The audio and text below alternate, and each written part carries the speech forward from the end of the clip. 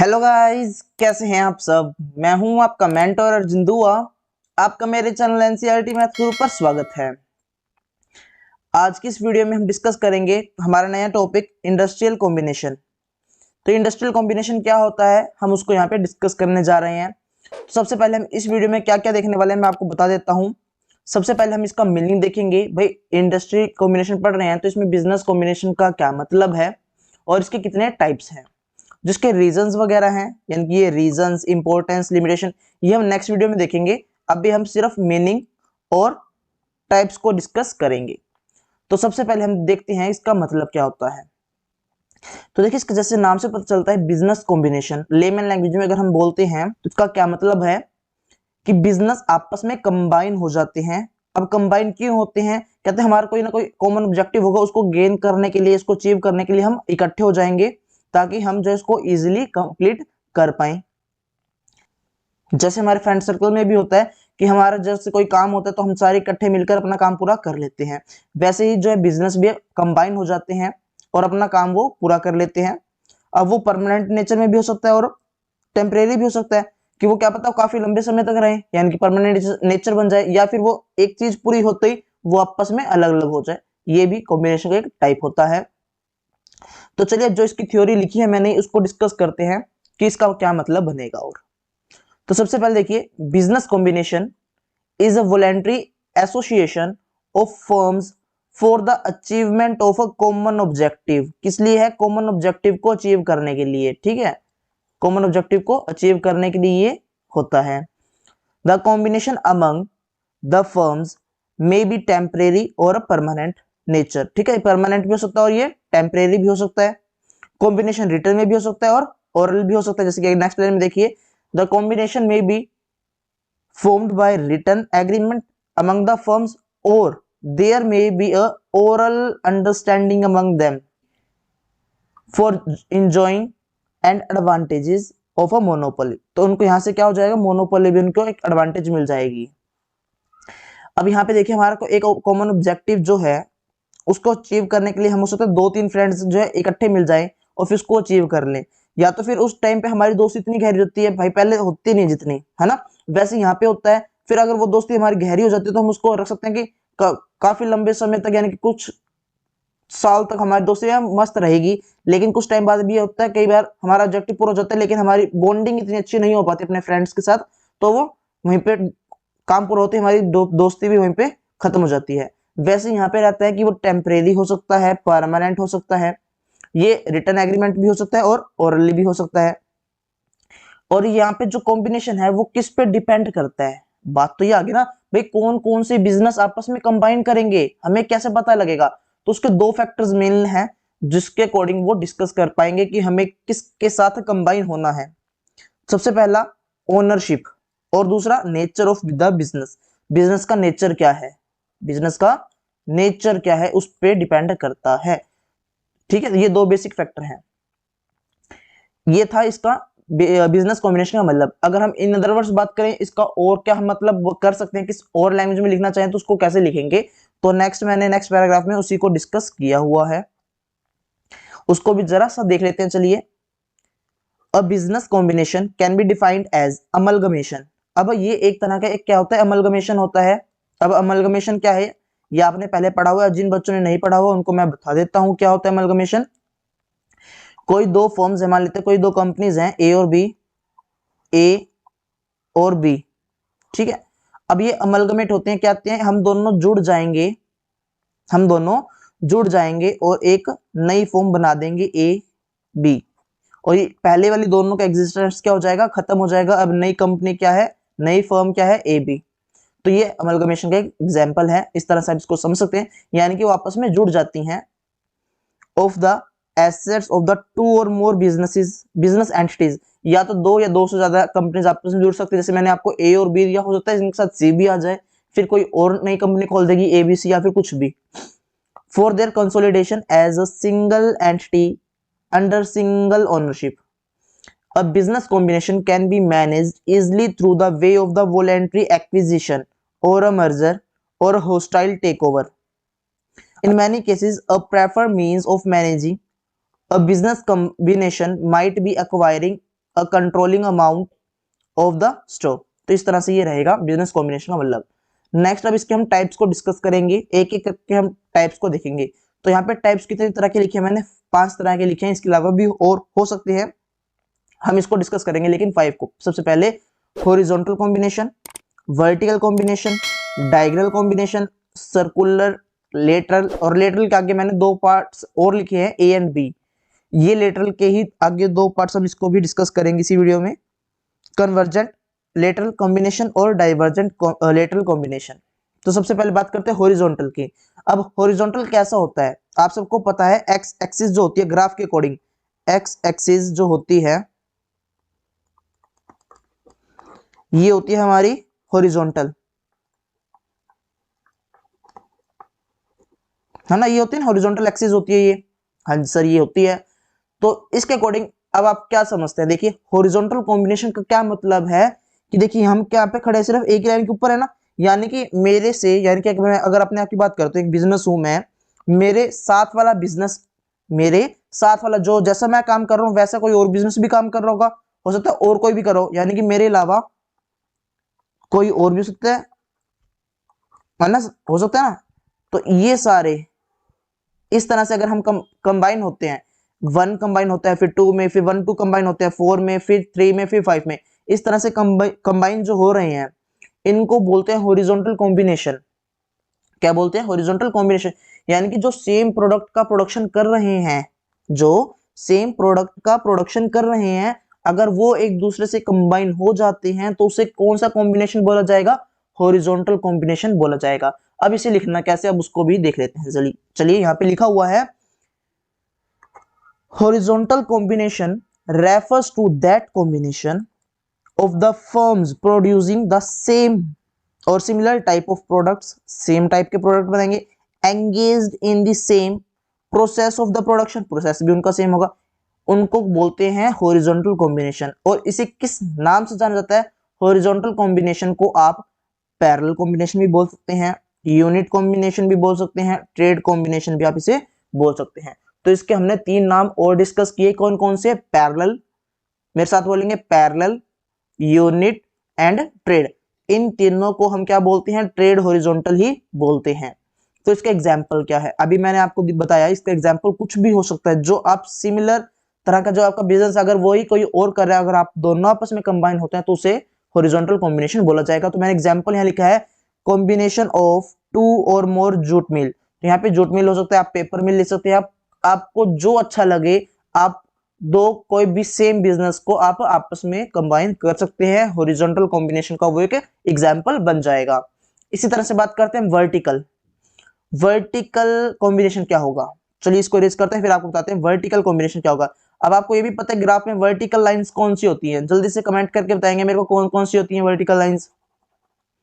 एकदम सही बताया आपने, वाई एक्सिस को हम क्या बोलते हैं, वर्टिकल बोलते हैं, वर्टिकल एक्सिस बोलते हैं। अब उसके अकॉर्डिंग मैं आपको समझाऊंगा कि वर्टिकल कॉम्बिनेशन क्या है। हॉरिजॉन्टल तो हमें आ गया, कितने आसान से था, जो हमारे पास एक्स एक्सिस भी होता है वो क्या होता है, हॉरिजॉन्टल होता है, और हॉरिजॉन्टल कॉम्बिनेशन भी अब हमें समझ में आ चुका है। अब देखते हैं वर्टिकल कॉम्बिनेशन क्या होगा। ये कौन सी एक्सिस होती है हमारे पास, वाई एक्सिस, वर्टिकल, ठीक है, वर्टिकल। अब मेरा बिजनेस ये था, ठीक है, मेरा बिजनेस ये था मान लेते हैं। अब मैं इस बिजनेस में क्या कर रहा हूं, मैं जो है कपड़े बनाता हूं, क्लोथ, क्लोथ का मेरा बिजनेस है, मैं कपड़े यहाँ पे तैयार करता हूं, ठीक है। तो मेरे पास मेरा सप्लायर भी होगा और मेरे पास मेरे डिस्ट्रीब्यूशन चैनल भी होंगे, डिस्ट्रीब्यूटर, ठीक है, डिस्ट्रीब्यूटर भी होंगे मेरे पास। तो अब इससे क्या समझते हैं हम, जो मेरा बिजनेस है उसको रॉ मटेरियल चाहिए तो वो किससे लेगा, वो सप्लायर के पास जाएगा, कहेगा सप्लायर मेरे को इतना सामान चाहिए, कहेगा हाँ जी ले जाओ। कभी कभी ऐसा भी होगा कि वो मना भी कर सकता है, भाई मेरे पास अभी सामान नहीं है ना, हो सकता है। तो ऐसे मेरे बिजनेस को थोड़ा सा लॉस हो सकता है ना कुछ टाइम के लिए, तो हम क्या करते हैं, अगर मेरे पास काफी सारा पैसा है, या फिर हम क्या करेंगे, इसके साथ कंबाइन हो जाएंगे, कहेंगे भाई साहब आप हमारे साथ जुड़ जाओ, आपको हम खरीद लेते हैं, क्या खरीद लीजिए, तो हमने उनको खरीद लिया, तो अब क्या होगा, वो मेरे अकॉर्डिंग ही जब भी मैं सामान कहूंगा सामान ला दे तो वो मेरे लिए बनाएगा। अगर उसके पास नहीं भी होगा ना टाइम, तो वो भी बनाएगा मेरे लिए, ठीक है। तो इससे क्या हो जाएगा कि मेरा जो बिजनेस है अब वो थोड़ा सा एक्सपेंड होना शुरू हो चुका है। मैंने मेरे से ऊपर वाले लेवल के साथ क्या कर लिया, कॉम्बिनेशन कर लिया। जैसे मैं सिमिलरली मैं ऊपर की तरफ कंबाइन कर सकता हूँ, तो मैं नीचे भी जा सकता हूँ, नीचे की तरफ भी मैं कंबाइन कर सकता हूँ, यानी कि मैं अपने होलसेलर और रिटेलर को भी खरीद लूं। मैं कहता हूँ भाई आपने सिर्फ मेरा ही सामान बेचना है, किसी और का सामान नहीं बेचना। हो सकता है अब एक होलसेलर है, मान लेते हैं एक होलसेलर था, वो ना मेरे कंपनी में आके मेरे से सामान तो ले जाता है, ये मेरा सामान ना ये इसको मैं बेच रहा हूँ। ऐसी कोई एक और कंपनी है, वो भी अपना सामान दे रही है, कोई और कंपनी है वो भी अपना सामान दे रही है। अब तो होलसेलर के पास अगर कोई ग्राहक आएगा, यानी कि कोई कस्टमर आएगा, तो वो क्या करेगा, वो तो ये तीनों सामान दिखाएगा। क्या पता कस्टमर को भी ये सामान पसंद आ जाए जो मेरी कंपनी का नहीं था, तो नुकसान हो रहा है ना मेरा। तो मैं क्या करूंगा, इस होलसेलर को मैं कह दूंगा भाई साहब आप इनको और इसको सामान नहीं बेचोगे, आप ए और सी को सामान नहीं बेचोगे, ए और सी को सामान नहीं बेचोगे, आप सिर्फ मेरा मेरा और सिर्फ मेरा ही सामान बेचोगे। तो अब कस्टमर जब भी आएगा तो उसको कौन सा सामान दिखाएगा, सिर्फ मेरा सामान बिकेगा, तो क्या होगा, इससे मेरा प्रॉफिट ज्यादा होगा। तो मैंने क्या कर लिया, मैंने मेरे से एक ऊपर लेवल और एक नीचे वाला लेवल आपस में कंबाइन कर लिया। तो इसे बोलते हैं वर्टिकल कॉम्बिनेशन। तो चलिए अब इसको भी देख लेते हैं लिखना कैसे है।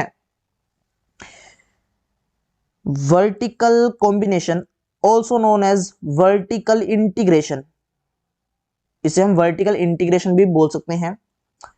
इसका क्या मतलब हम यहाँ पे स्टार्ट कर रहे हैं। It refers to that business strategy where a company control and operates multiple stages of the production and distribution process within the same industry.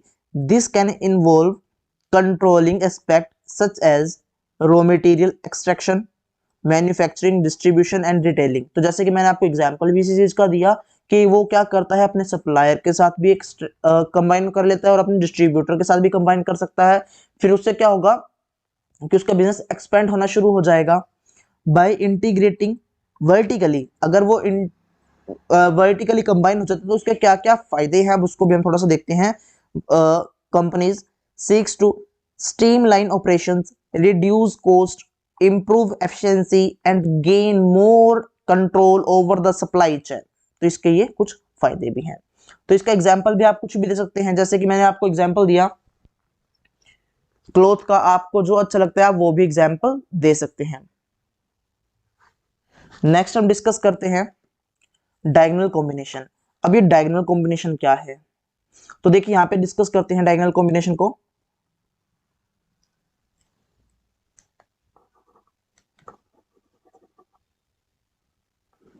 तो डायगोनल कॉम्बिनेशन क्या है। अब डायगोनल हमारे पास कैसे होते हैं, डायगोनल हमारे पास किस फॉर्म में होते हैं, इस तरह से जो होते हैं वो डायगोनल होते हैं ना। ये क्या है, डायगोनल है, इस पॉइंट से लेकर इस पॉइंट तक ये एक डायगोनल है, इस पॉइंट से लेकर इस पॉइंट तक ये दूसरा डायगोनल है। तो इससे हम क्या समझते हैं कि डायगोनल कॉम्बिनेशन क्या होगा। डायगोनल कॉम्बिनेशन क्या है, जब हमारा जो मेन बिजनेस है, जो मेन बिजनेस जो है वो क्या करता है, कंबाइन करता है, कंबाइन होगा किसके साथ, किसके साथ होगा, ऑक्सिलरी ट्रेड्स, यानी ऑक्सिलरी सर्विस जो है, यानी कि कंपनी वगैरह कह सकते हैं, या फिर इसकी जो फैसिलिटी वगैरह जो प्रोवाइड करता है मेन बिजनेस को, जैसे कि ट्रांसपोर्ट का जो काम है, या फिर इसके अलावा जो पावर जनरेशन वाला कोई काम है, या फिर इसके रिपेयर के लिए कोई मशीनरी के रिपेयर के लिए कोई काम होगा। तो सारी चीजें जिसके साथ अगर वो ना हो तो उसका बिजनेस ग्रो नहीं कर पाएगा। तो जब मेन बिजनेस कंबाइन होता है किसके साथ, ऑक्सिलरी ट्रेड, या फिर कह सकते हैं कि हम जो ऐसी फैसिलिटी प्रोवाइड करता है बिजनेस को ताकि वो ग्रो कर पाए, अगर वो कंबाइन हो जाते हैं तो उससे डायगोनल कॉम्बिनेशन बोला जाता है। तो चलिए इसको देख लेते हैं लिखना कैसे है, थोड़ा सा क्या लैंग्वेज में हम इसे लिखेंगे।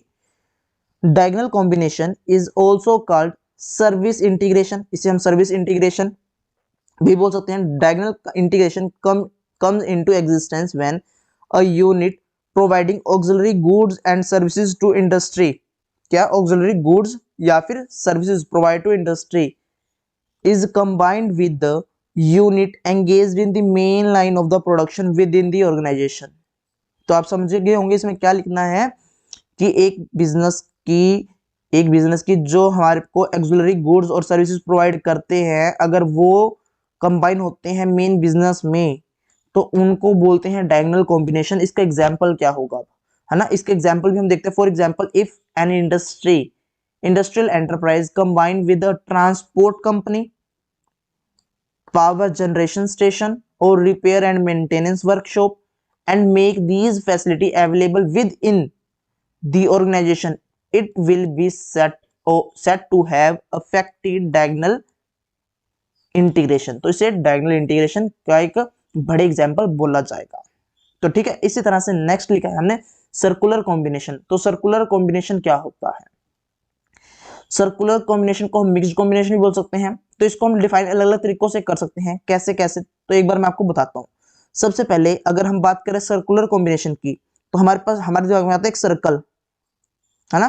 तो मान लेते हैं ए कंपनी मर्ज होती है बी कंपनी से, बी कंपनी मर्ज होती है सी कंपनी से, और सी वापस मिल जाती है एक साथ, यानी कि ये तीनों एक दूसरे के मर्जर में आ चुके हैं, यानी कि एक दूसरे में कंबाइन हो चुके हैं। तो इसे सर्कुलर कॉम्बिनेशन इसे भी बोला जा सकता है।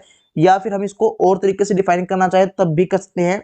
जब क्या होगा मिक्स्ड कॉम्बिनेशन की, अगर इसी में बात करें मिक्स्ड कॉम्बिनेशन, इस सर्कुलर को हम मिक्स्ड भी बोल सकते हैं। अगर हम मिक्स्ड बोलते हैं तब कैसे डिफाइन करना चाहें तो कैसे करेंगे, जब हॉरिजॉन्टल कॉम्बिनेशन की जो एडवांटेजेस हैं और जो वर्टिकल कॉम्बिनेशन की जो कैरेक्टरिस्टिक्स हैं, यानी कि दोनों की कैरेक्टरिस्टिक्स जब आपस में मिल जाए उसे हम मिक्स्ड कॉम्बिनेशन भी बोल सकते हैं। लिखेंगे कैसे, इसको भी देख लेते हैं।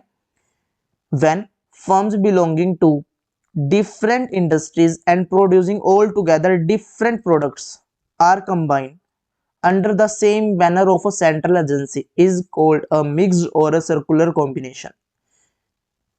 This is effective to ensure smooth conduct of business operations by making timely availability of auxiliary services within the organization। जैसे कि मैंने आपको बताया, इसके अंदर क्या होगा कि दो अलग अलग कंपनी, जैसे हमने बात की थी सेम लेवल पे फिर डिफरेंट डिफरेंट लेवल पे, वैसे ही यहाँ पे क्या है कि आप कंबाइन करते हैं किसके साथ, जो आपकी ऑक्सिलरी सर्विसेज प्रोवाइड करती है, या फिर दो डिफरेंट फर्म्स जो हैं जो एक दूसरे की हेल्प कर सकती हैं वो आपस में कंबाइन होंगी, तो उसे सर्कुलर कॉम्बिनेशन बोला जाएगा। इसी तरह से नेक्स्ट को हम डिस्कस करते हैं लेटरल कॉम्बिनेशन। लेटरल कॉम्बिनेशन क्या है? लेटरल इंटीग्रेशन या combination refers to the combination of those firms which manufacture different kinds of product through they are allied in the same way. It can be further divided into two parts। हम उन दोनों parts को हम इसको discuss करते हैं, convergent और divergent को। कन्वर्जेंट और डाइवर्जेंट क्या है तो उसको देखते हैं। जब ऐसी फर्म्स देखिए कंबाइन जब होंगी, कन्वर्जेंट का पहले मतलब समझ लेते हैं ना। कन्वर्जेंट क्या होता है? कन्वर्जेंट का मतलब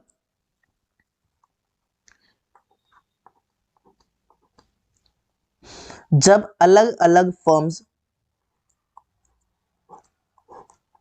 एक इकट्ठे हो रहे हैं किसी एक की हेल्प करने के लिए, उसे कन्वर्जेंट लेटरल कॉम्बिनेशन बोला जाएगा। और डाइवर्जेंट क्या होगा? डाइवर्जेंट जस्ट इसका अपोजिट होगा। उसमें क्या होगा कि सिर्फ एक इंडस्ट्री जो है अलग अलग अलग हिस्सों में बट रही थी, मतलब अपनी फैसिलिटी दे रही थी इन सबको, उनको बोला जाएगा डाइवर्जेंट। ठीक है, तो इसको लिखना कैसे हम उसको देख लेते हैं अब। तो देखिए लिखा है the convergent lateral combination comes into existence when different firms join together to supply goods and services to help the functioning or major undertaking। अब कन्वर्जेंट का क्या था? अलग अलग कंपनीज क्या होती हैं, एक कंबाइन हो जाती हैं किसी एक मेन फंक्शन को कंप्लीट करने के लिए। इसका एग्जांपल क्या होगा? जैसे कि मान लेते हैं एक बुक पब्लिशिंग कंपनी थी जो बुक पब्लिश करती है ना। अब इसको क्या चाहिए? इसको पेजेस चाहिए होंगे, तो और इसके पास मान लेते हैं काफी बड़ा ऑर्डर आ जाता है, पेजेस भी चाहिए, उस पर लिखा भी होना चाहिए, यानी कि तो इसको क्या होगा, ये अलग अलग कंपनीज को हायर करेगी, तो इसने क्या कहा, प्रिंटिंग प्रेस वालों को बोल दिया, इसने पेपर मिल वालों को बोल दिया, बुक बाइंडिंग वालों को बोल दिया, भाई मेरे को अब क्या क्या चाहिए, मुझे आपसे हेल्प चाहिए ताकि मैं इस ऑर्डर को पूरा कर पाऊं। तो इन्होंने कंबाइन करके इसकी हेल्प की, तो इसे बोला जाएगा कन्वर्जेंट लेटरल कॉम्बिनेशन। अब डाइवर्जेंट लेटरल कॉम्बिनेशन क्या होगा उसको भी देख लेते हैं। whenever combination is made among the organization there one engaged in producing different products from the same raw material is called divergent combination. For example, the combination of the weight depending organization like bakery, restaurant, hotels,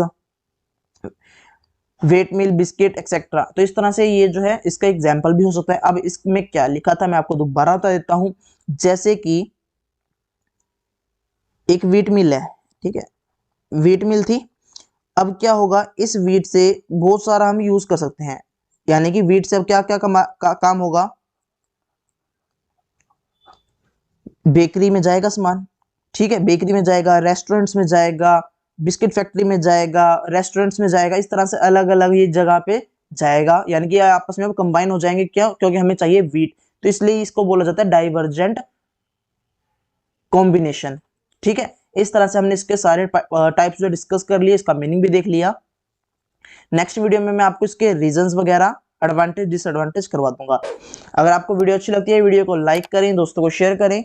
अगर आपने अब तक channel को subscribe नहीं किया तो channel को subscribe कर ले और बेल आइकन को प्रेस करना मत भूलना, ताकि आपको नए नए वीडियोस की नोटिफिकेशन सबसे पहले मिल जाएं।